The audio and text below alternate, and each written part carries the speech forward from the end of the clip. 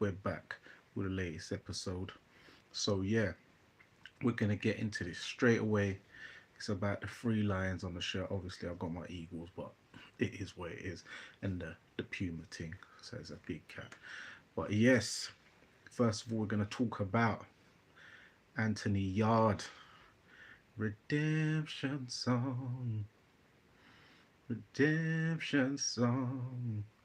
Yes, so he got the fourth round knockout win over Lyndon Arthur on the weekend on BT Sport Queensbury Frank Warren show. Excellent showing. He came in, he done what he said he was going to do.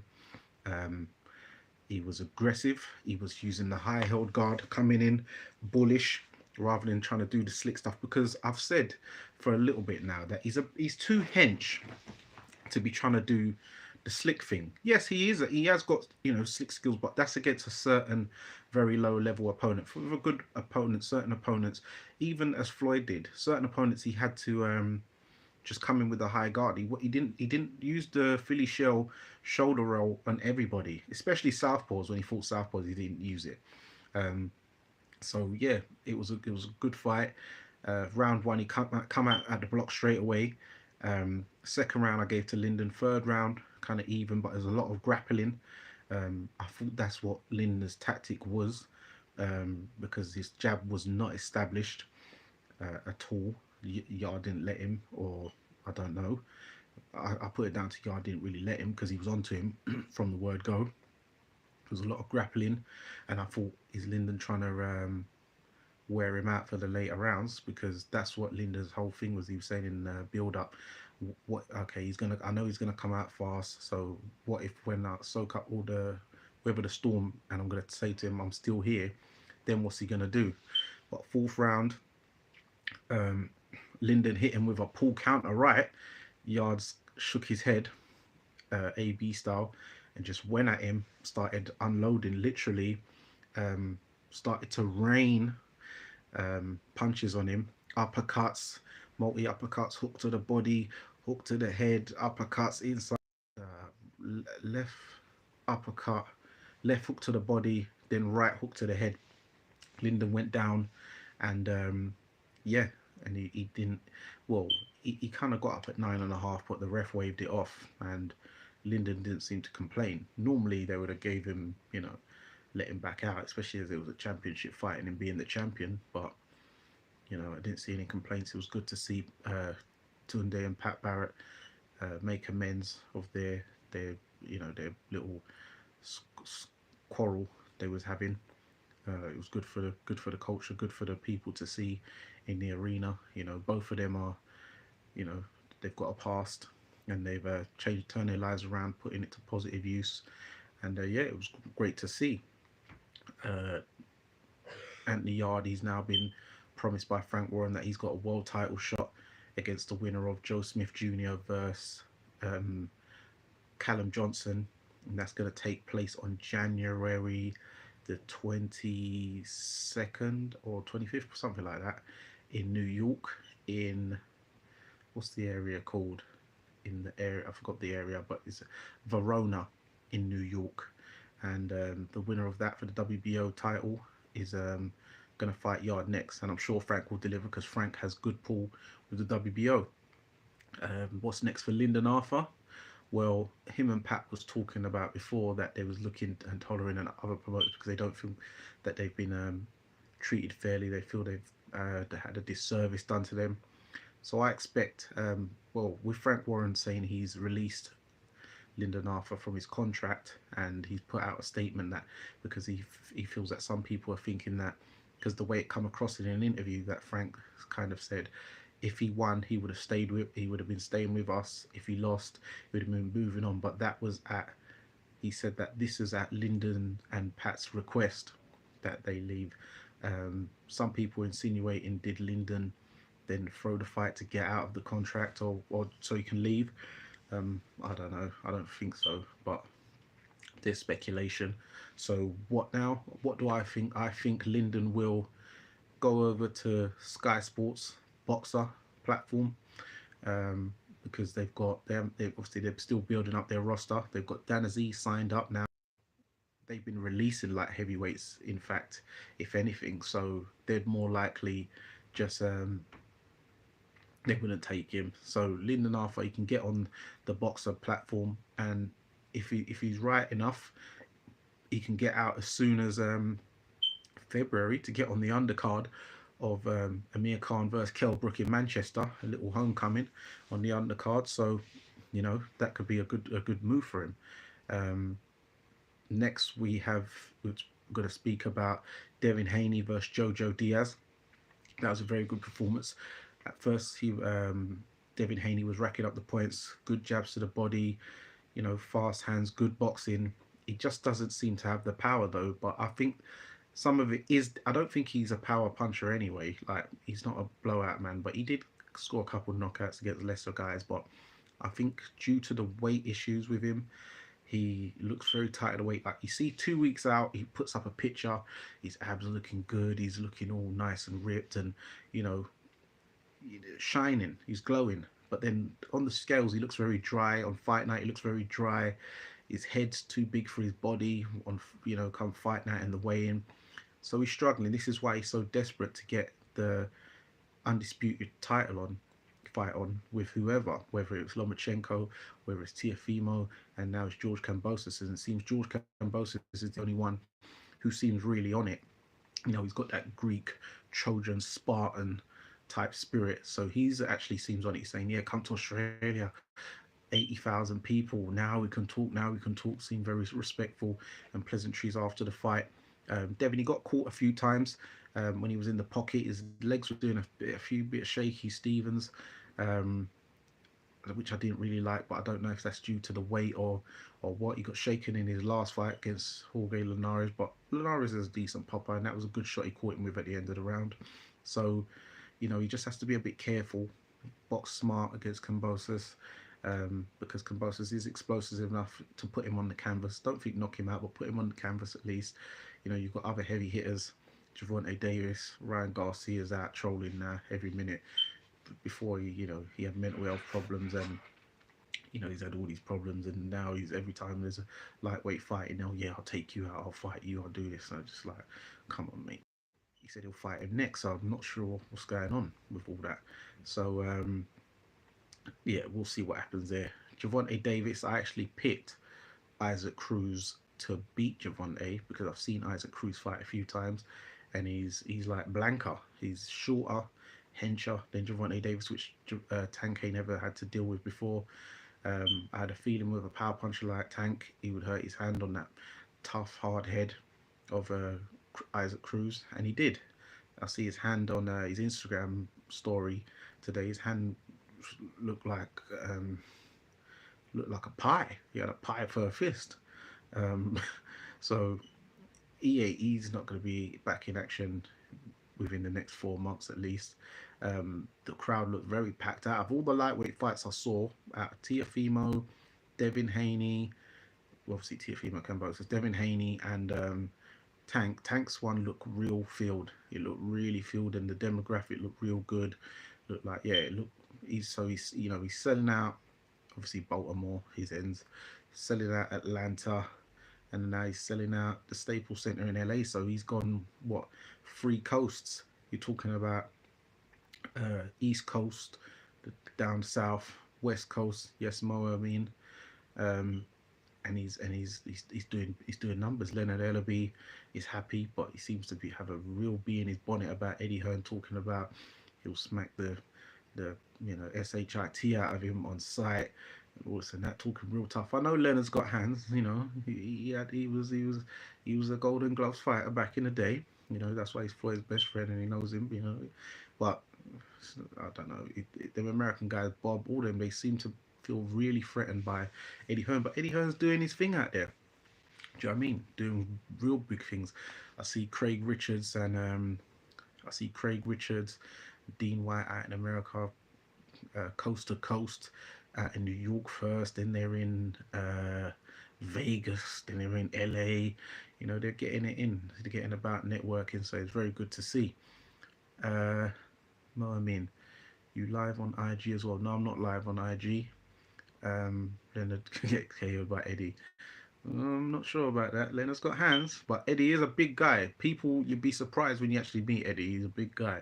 He's so I was happy to see Kamil Sokolowski um, get a win. Frank Warren owed him that against George Fox on points. He'd been training with Joseph Parker and some other good heavyweights I saw on his social media. So he actually put in a real proper camp and shift for this. And yeah, he had a good win. Montana Love missed weight, which I didn't really like to see, but he got a good win. Hit knocked out his guy with the same combination 3 times. The stoppage was a bit funny though when the ref did decide to stop it in the next round. He could have stopped it after Montana dropped his guy 3 times the previous round, but he stopped it in a very peculiar time. But it is what it is.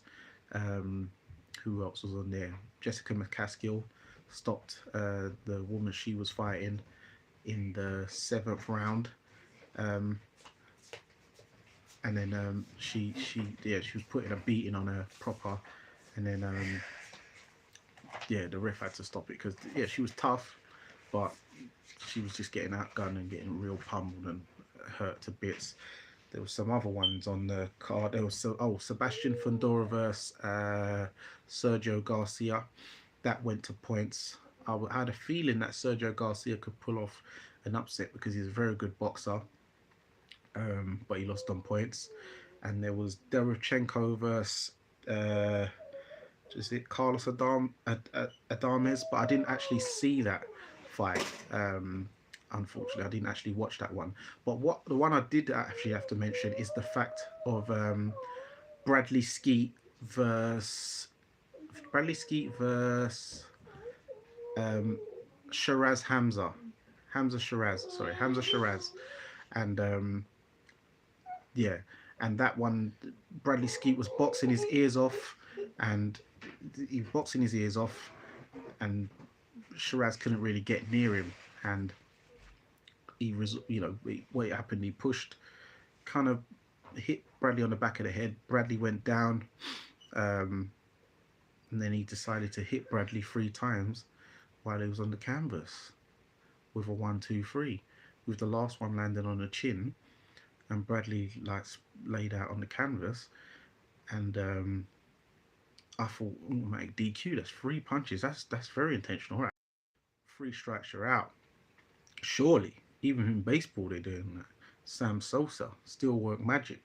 So the ref, Steve Gray, he's apparently he's blocked off Dominic Ingle. He's told Bradley. Some people, could hear it on TV even when he's saying, you're gonna have to get up, or I'm gonna have to stop the fight. So Bradley's in a rock and a hard place. Him being a fighting man, he's got up, but he's in no position to continue. And Hamza's, finished him off, but it left a real sour taste in my mouth. Justice for Skeet. A lot of people have been petitioning online, writing online, that this needs to be ruled as a no contest and they can run it back. Hamza Shiraz has said that he's willing to give him a rematch. He thinks, it's the right thing to do because he knows he can't sleep at night. That's not a real win. He cheated to do that. And the ref, Steve Gray, he might need looking into because he's made a few big errors this year. The one with Lewis Ritson when he was in, who was he fighting? Lewis Ritson. He was fighting a guy in Newcastle, and he was getting battered like real violently. He got dropped by body shots like a few times as well, and the corner threw the towel in, and Steve Gray threw the towel out and let him get beat up some more and drop some more. It was really bad. That's it. Jeremias Nicholas Ponce. Where's this guy even from? Is he Mexican? Because another one of these Mexican, Argentina. Yeah, you know, come on, Steve Gray, another one. You can't desk twice, brother. The board have to do something. I heard they're having a meeting tomorrow to review the footage and make a decision on what they're going to do about this contest. Hopefully they do the right thing and rule it a no contest. At best, they can probably even rule it a DQ themselves.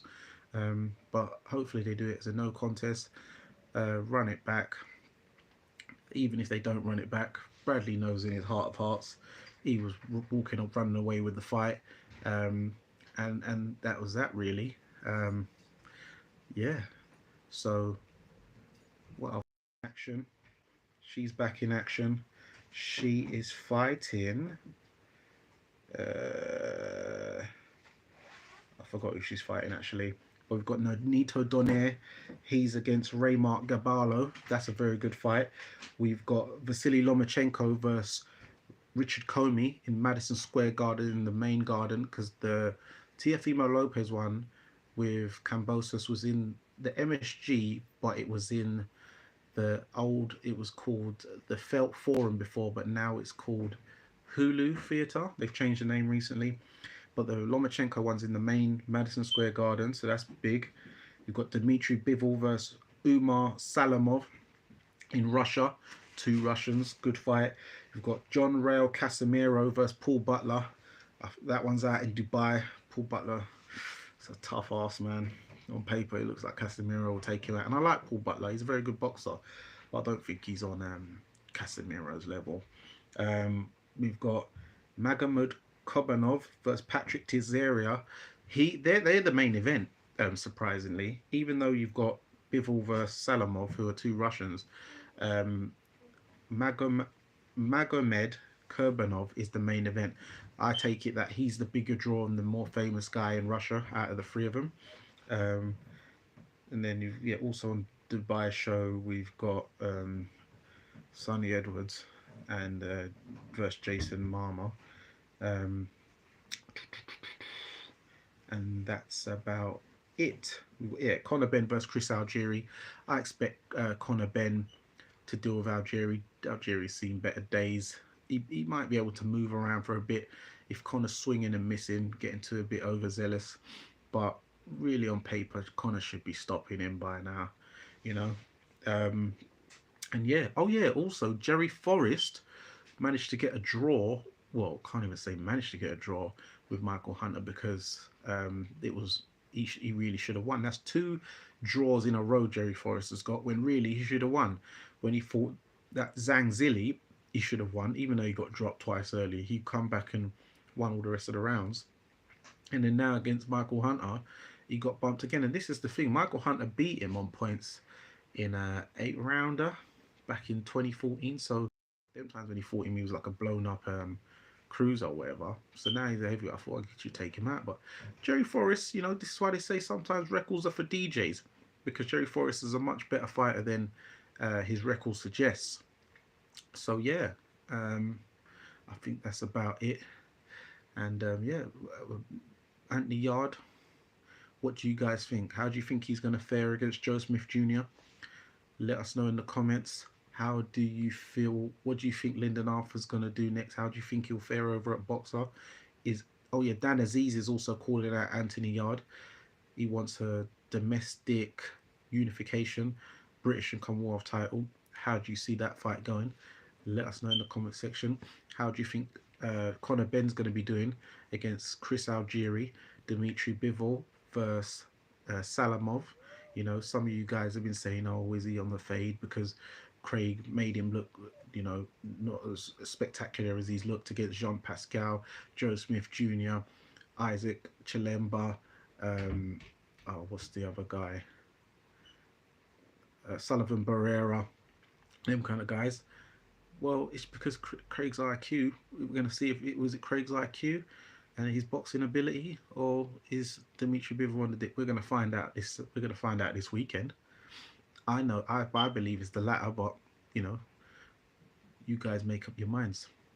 Any feedback or any comments, leave it in the comments below. Make sure that you like and subscribe and share with your friends. Any other conversations you want me to do for next week or things like that, just let me know in the comment section. Or if you want to holler me via any other social media platforms, then let me know. It's Danny Glover from Fight Fan TV Live. Persistence beats resistance. You know where it is. Take care, guys.